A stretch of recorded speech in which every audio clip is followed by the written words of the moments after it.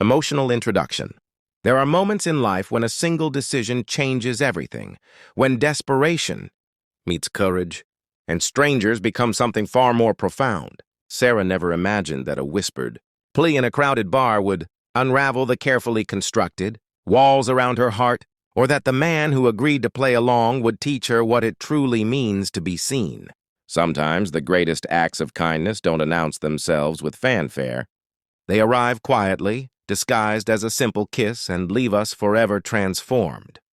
Sarah's hands trembled as she gripped her mojito, the ice cubes clinking against the glass like tiny bells of anxiety.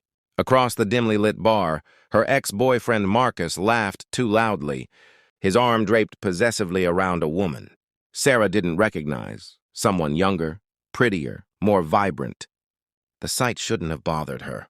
They'd been broken up for 6 months. She'd told herself she was over him, that she'd moved on, that coming to this mutual friend's birthday party wouldn't be awkward. She'd been wrong about all of it. "You look like you're about to shatter that glass," a warm voice observed from beside her. Sarah turned to find a man she'd never seen before leaning against the bar. He was tall, with kind brown eyes that crinkled at the corners, and a presence that somehow felt both confident and gentle. He wore a simple navy button-down, sleeves rolled to his elbows, and his dark hair was slightly tousled as if he'd just come in from the wind. "That obvious?" Sarah attempted a smile that probably looked more like a grimace. "Only to someone paying attention." He extended his hand. "I'm Daniel." "Sarah." She shook his hand, grateful for the distraction. "Are you friends with Amy too?" "Colleague, actually. We work at the hospital together. I'm a pediatric surgeon." He ordered a ginger ale from the bartender, and Sarah noticed he didn't ask for alcohol. Something about that small detail made her trust him more. "And you're trying very hard not to look at someone across the room." Sarah's cheeks flushed. "Is it that pathetic?" "Not pathetic, human." Daniel's expression was understanding, not pitying. "Ex?" Before Sarah could answer, Marcus's laughter boomed again, and she watched as he whispered something in his date's ear, making the woman giggle and swat his chest playfully. It was a move Sarah remembered too well, the same practiced charm he'd used on her. The words tumbled out before Sarah could stop them, fueled by hurt and mojito-induced courage. "I need a favor." "A really strange favor?" Daniel raised an eyebrow but didn't step away. "I'm listening." "Make him jealous.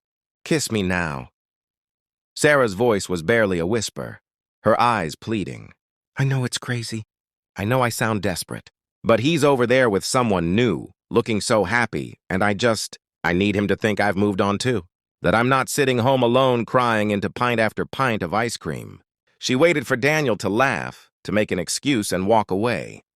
Instead, he studied her face for a long moment, something shifting in his expression. "I'll do much more than that," he said quietly. Sarah blinked. "What?" Daniel set down his ginger ale and turned to face her fully. "If you want him to think you've moved on, a kiss isn't enough. Anyone can kiss a stranger at a bar, but if you want to show him you're genuinely happy, that you've found something real, that takes more than a performance." "I don't understand." "Come with me." He offered his hand, and after a moment's hesitation, Sarah took it. Daniel led her to a quieter corner of the bar, away from Marcus's line of sight. "Tell me something true about yourself. Something you never told him." The request caught Sarah off guard. "Why?" "Because genuine connection can't be faked. If you want him to believe you've moved on, he needs to see you talking to someone who actually knows you, who's interested in the real you, not the version you present to the world." Daniel's voice was sincere, his attention completely focused on her. "So tell me, what's something you kept hidden?" Sarah swallowed hard, memories flooding back. "I wanted to open a bookstore cafe, one of those cozy places with mismatched chairs and books lining every wall, where people could come to feel less alone. I even had a business plan half-written."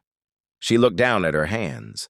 "Marcus said it was impractical, that I'd never make enough money, that I should stick to my accounting job and be realistic." "And you believed him?" "I stopped believing in myself." The admission hurt more than she'd expected. Daniel's expression softened. "For what it's worth, I think the world needs more places where people can feel less alone. And I think you should finish that business plan." Something in Sarah's chest loosened, a knot she hadn't realized was there. "You don't even know me."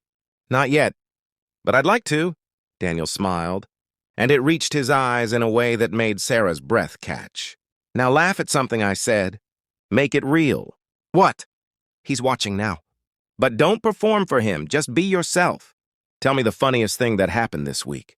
Sarah found herself laughing before she could think about it, remembering her neighbor's cat that had somehow gotten into her apartment and knocked over every potted plant she owned. As she described the chaos, Daniel listened with genuine amusement, asking questions, his whole body angled toward her as if she was the only person in the room. They talked for 20 minutes, maybe longer. Daniel told her about the 7-year-old patient who'd decorated his cast with drawings of astronauts, about his mother's terrible habit of sending him embarrassing baby photos, about the half-marathon he was training for even though he hated running. Sarah shared stories about her sister's upcoming wedding, her secret talent for terrible puns, the way she cried at every Pixar movie without fail. It was easy, natural, nothing like the careful conversations she'd had with Marcus, where she'd always felt like she was auditioning for the role of perfect girlfriend. "Your ex is staring," Daniel murmured, "and he doesn't look happy." Sarah had almost forgotten why they'd started talking. "May I kiss you?" Daniel asked, his voice low. "For real this time, not for show?" Sarah's heart hammered. "Why?" "Because in the last half hour, you've made me laugh 3 times. You've shown more genuine passion, talking about books than most people. Show about anything. And when you smile, really smile, it's like watching someone remember they're allowed to be happy." Daniel's thumb brushed across her knuckles. "So yes, it would make your ex jealous. But more importantly, I'd like to kiss you because I want to, not because he's watching." Tears pricked Sarah's eyes, but they were the good kind. "I don't even know you." "Then let's change that. Starting now." When Daniel kissed her, it wasn't the dramatic display Sarah had initially imagined. It was tender and questioning, his hand cradling her face like she was something precious. Sarah felt herself melting into it, forgetting about Marcus, forgetting about the bar, forgetting everything, except the warmth of Daniel's lips and the way he kissed her like she deserved kindness.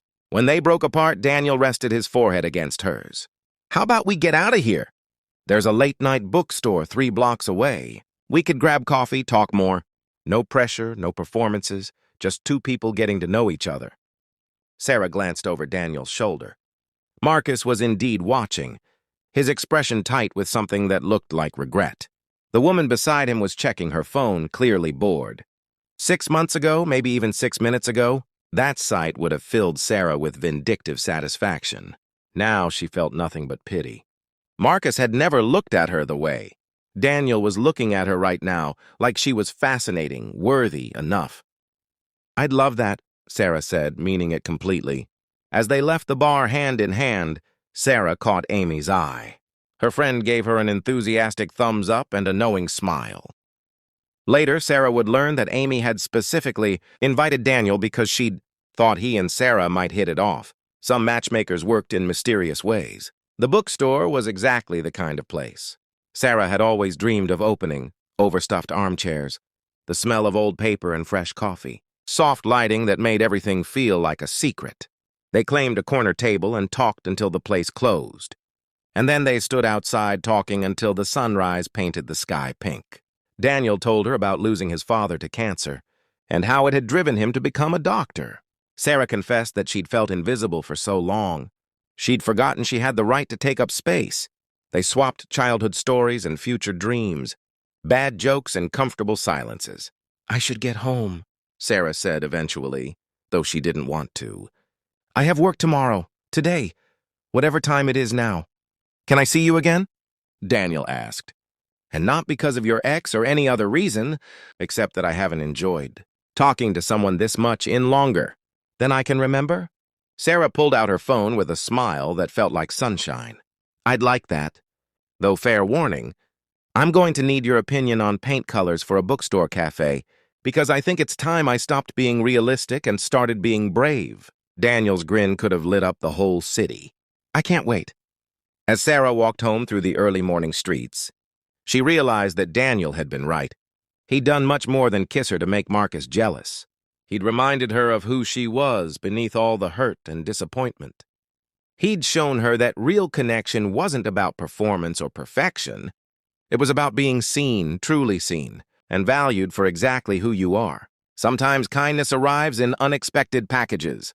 Sometimes it takes the form of a stranger at a bar who agrees to help you save face but ends up saving something much more important: your belief in yourself, in genuine connection, in the possibility of beginning again. And sometimes the best revenge isn't making an ex jealous. It's realizing you don't need revenge at all because you found something infinitely better. Someone who sees your dreams as possibilities, not impracticalities. Someone who kisses you like you matter. 3 months later, Sarah signed the lease on a small storefront. 6 months after that, Chapter and Coffee opened its doors, with mismatched chairs, books lining every wall, and a certain pediatric surgeon who spent his free afternoons there, reading in the corner and making Sarah laugh between customers.